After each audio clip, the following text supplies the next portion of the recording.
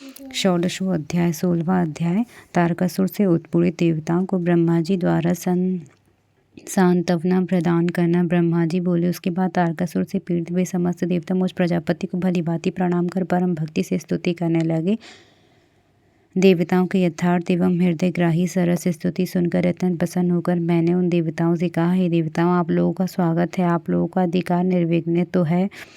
आप लोगों के अधिकार निर्विघ्न तो हैं। आप सब यहाँ किस निमित्त आए हैं, मुझसे कहिए। मेरी यह बात सुनकर तारकासुर से पीड़ित हुए सभी देवता मुझे प्रणाम करके विनयी हो दीनता पूर्वक मुझसे कहने लगे। देवता बोले, हे लोकेश, आपके वरदान से अभिमान से भरे हुए तारकासुर ने हठपूर्वक हम लोगों को अपने स्थानों से वंचित कर उन्हें बलपूर्वक स्वयं ग्रहण कर लिया है। हम लोगों के समक्ष जो दुख उपस्थित हुआ है, क्या आप उसे नहीं जानते? हम लोग आपकी शरण में आए हुए हैं। उस दुख का आप शीघ्र निवारण कीजिए। हम लोग जहाँ कहीं भी जाते हैं वह असुर रात दिन हम लोगों को पीड़ित करता है।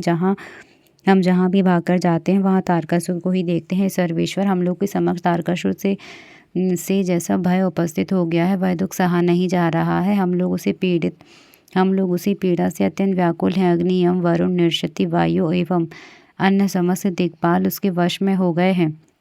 हम सभी देवता अपने समस्त परिकरों सहित मनुष्य धर्मा हो गए हैं और उनकी सेवा करते हैं। वे सभी प्रकार भी स्वतंत्र नहीं हैं। वे किसी प्रकार भी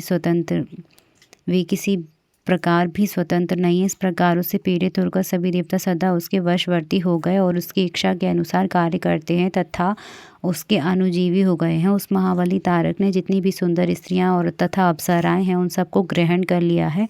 अब यज्ञ याग संपन्न नहीं होते। तपस्वी लोग तपस्या भी नहीं कर पाते। लोगों में दान धर्म आदि भी कुछ नहीं हो रहा है। उसका सेनापति दानव क्रौंच अत्यंत पापी है। वह पाताल लोक में जाकर प्रजाओं को निरंतर पीड़ित करता है। हे जगतदाता, उस निष्करुण तथा पापी तारिक ने हमारे संपूर्ण त्रिलोक को बलपूर्वक अपने वश में कर लिया है। अब आप भी जो स्थान बताएं हम लोग वहाँ जाएं। हे लोकनाथ, उस देव शत्रु ने हम लोगों को अपने अपने स्थान से हटा दिया है। अब आप ही हम लोग के शरण दाता हैं। आप ही हमारे शासक, रक्षक और पोषक हैं। हम सभी लोग तारक नामक अग्नि से दग्ध होकर तथा बहुत व्याकुल हो रहे हैं। जिस प्रकार सन्निपात नामक विकार भी बलवान औषधि से निष्फल हो जाती है, सन्निपात नामक विकार में बलवान औषधियाँ भी निष्फल हो जाती हैं, उसी प्रकार उसने हमारे सभी कठोर उपायों को निष्फल कर दिया है। भगवान विष्णु के जिस सुदर्शन नामक चक्र की हम लोगों को विजय की आशा थी, वह उसके कंठ में पुष्प के समान लगकर कुंठित हो गया है। ब्रह्मा जी बोले, हे मुनि, देवताओं के इस वचन को सुनकर वे सभी देवताओं से समयोचित बात कहने लगे।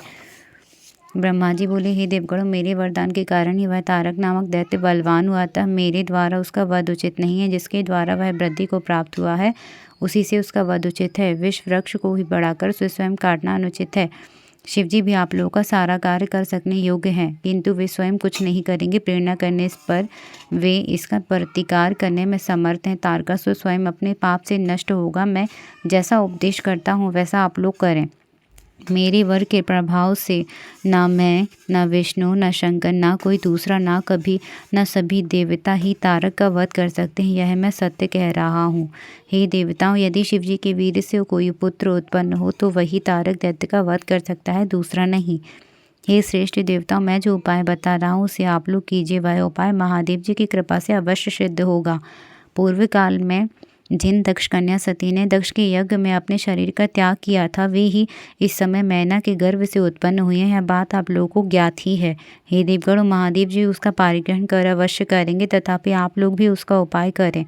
आप लोग यत्न पूर्वक ऐसा उपाय कीजिए कि मैना की पुत्री पार्वती में शिवजी के वीर का आधान हो। ऊर्ध्वरेता शंकर की ज्योत वीर्य करने में भी वे समर्थ हैं। कोई अन्य स्त्री समर्थ नहीं है। पूर्ण यौवनशाली वे गिरिराज पुत्री इस समय हिमालय पर तपस्या करते हुए शंकर की नित्य सेवा करती हैं। अपने पिता हिमवान के कहने से वे काली शिवा अपनी दो सखियों के साथ ध्यान परायण परमेश्वर शिव की हठपूर्वक सेवा कर रही हैं। शिव सेवा में तत्पर उन त्रैलोक्य सुंदरी को सामने देखकर ध्यानमग्न महेश्वर मन से ही विचलित नहीं होते।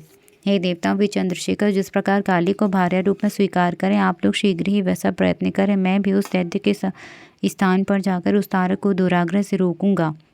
हे देवताओं, आप लोग अपने स्थान को जाइए। देवताओं से इस प्रकार कहकर मैं शीघ्र ही तारकासुर के पास जाकर उसे प्रेमपूर्वक बुलाकर कहने लगा।